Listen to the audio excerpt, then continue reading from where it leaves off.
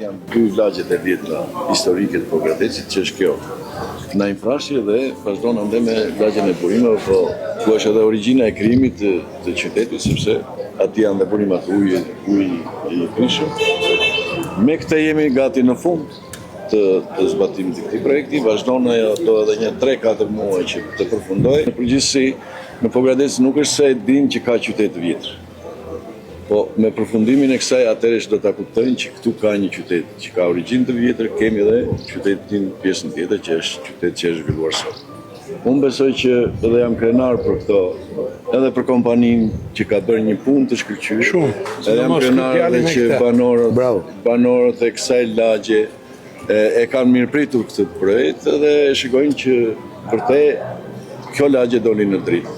Do keni shumë shpejt me rilindjen urbane 2.0, që është programi i ri që pason rilindjen urbane të parë që ka qenë.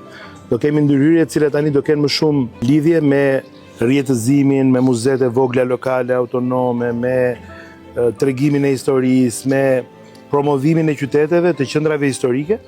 Edhe për këtë po punojmë shumë edhe me portofolin e kulturës në ministri, në mënyrë që të kemi dhe ato pika tani që do jenë shumë të rëndësishme edhe për identitetin dhe për ju, edhe ju do plotësoheni më shumë, po edhe ata që na vizitojnë që për ne ka rëndësi, sepse jemi mikpritës edhe na duhen dhe turistët, ata të vinë të shohin vërtet se pse ky qytetërim kaq i vjetër dhe kaq i përparuar ka vlerë ta shohësh sot dhe ta vizitosh edhe të vish, përveç kulinarisë, përveç gjithë aspektit tjetër të mikpritjes, po edhe pjesa e historisë ka rëndësi.